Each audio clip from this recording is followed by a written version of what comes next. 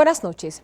Desde hoy estaré con ustedes todos los jueves a las 10:30 de la noche para abrir juntos la Agenda CMI, un espacio para refrescar la memoria sobre los hechos y personajes que hicieron noticia, para ver con otros ojos y en profundidad los sucesos y sus protagonistas y las historias de cientos de colombianos que trabajan en el anonimato para construir un país mejor. Todo esto con el apoyo de un excelente equipo periodístico. Nuestra agenda de hoy está dedicada al fútbol colombiano y a uno de sus jugadores más carismáticos, Andrés Escobar. Juego peligroso. La muerte de Andrés Escobar evidenció la existencia de un oscuro movimiento de dineros calientes paralelo al fútbol. El juego se convirtió en una peligrosa ruleta rusa que siguió cobrando víctimas y altos dividendos.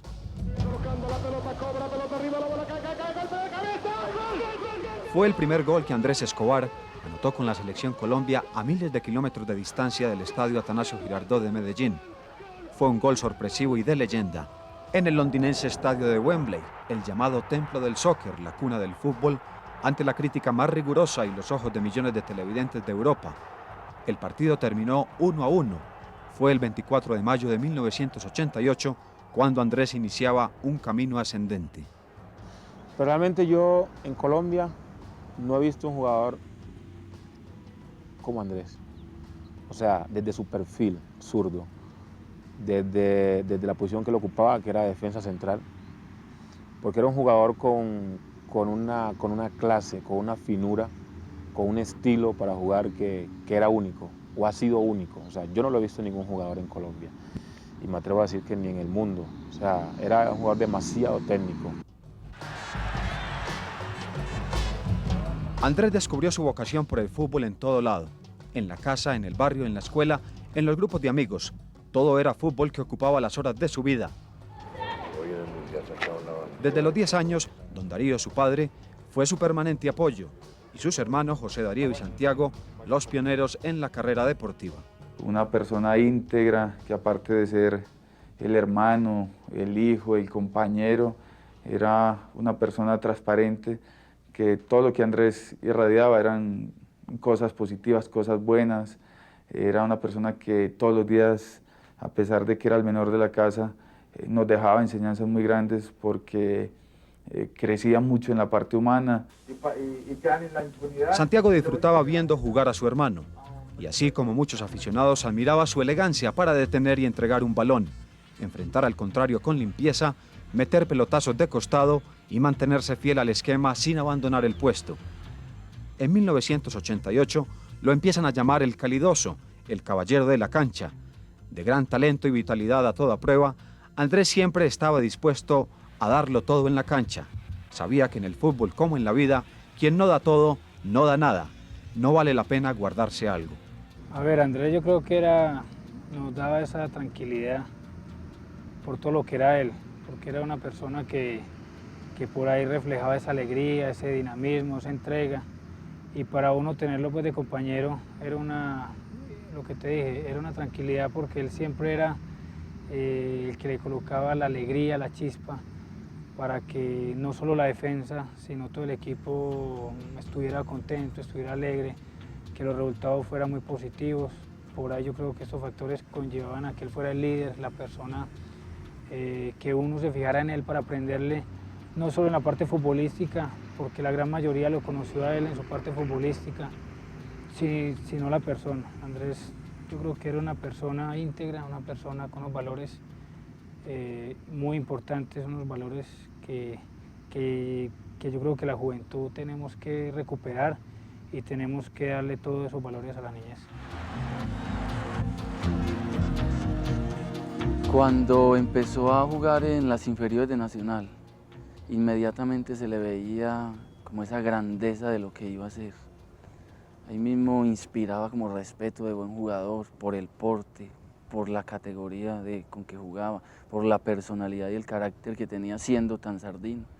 En ese momento uno como jugador, ahí mismo dice, ese pelado va a ser excelente jugador, y no nos equivocamos.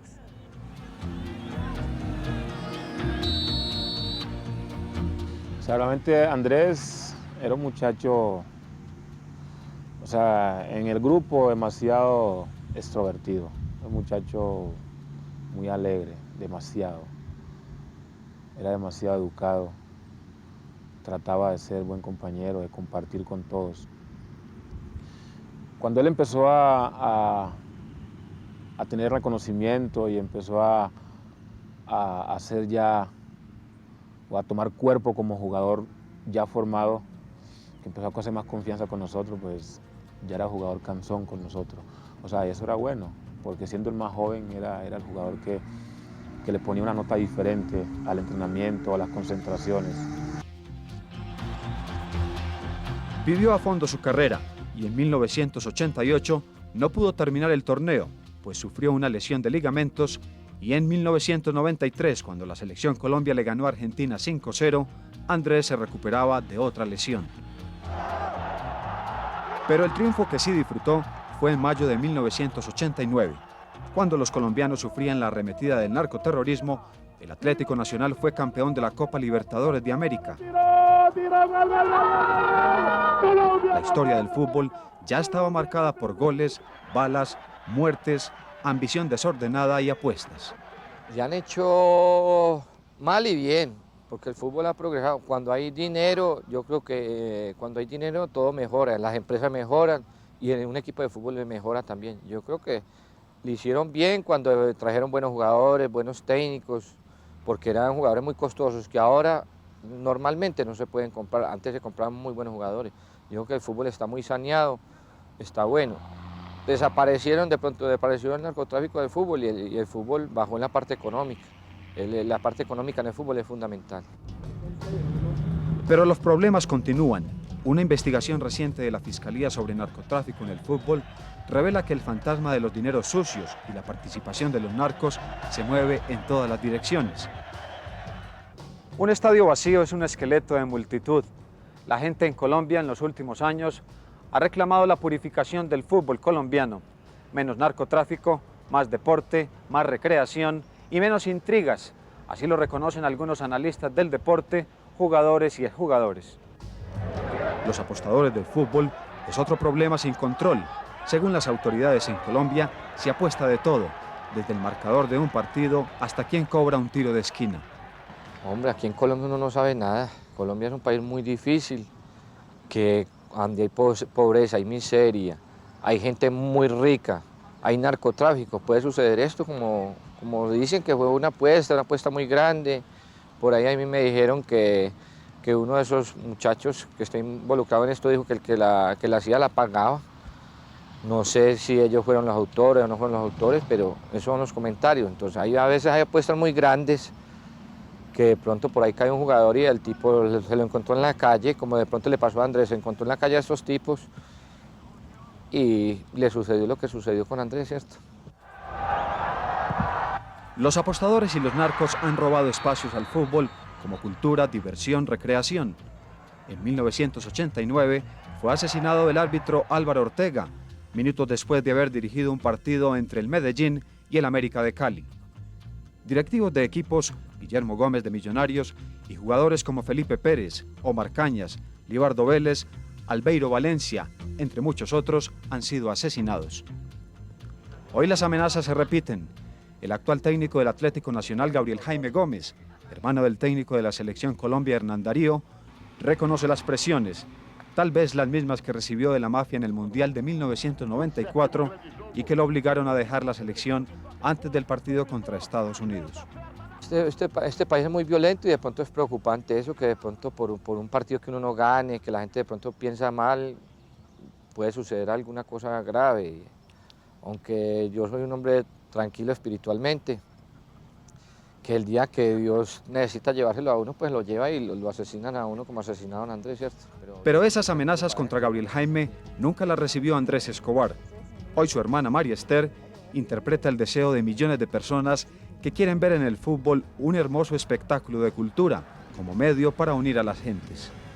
Pues yo pienso que todavía en el fútbol pueden haber muchas cosas, pero de todas maneras creo que se ha tratado de mejorar. El fútbol en sí es un deporte hermosísimo. Pienso que todos los jóvenes lo debían practicar, mueve masas. me parece que la gente que hay alrededor del fútbol muchas veces lo maneja mal. Y María Esther tiene razón, el fútbol como tal es hermoso.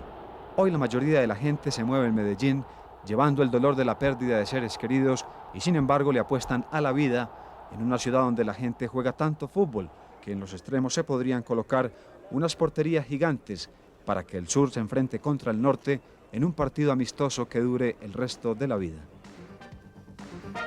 Cuando regresemos, la familia del futbolista aún espera la acción de la justicia.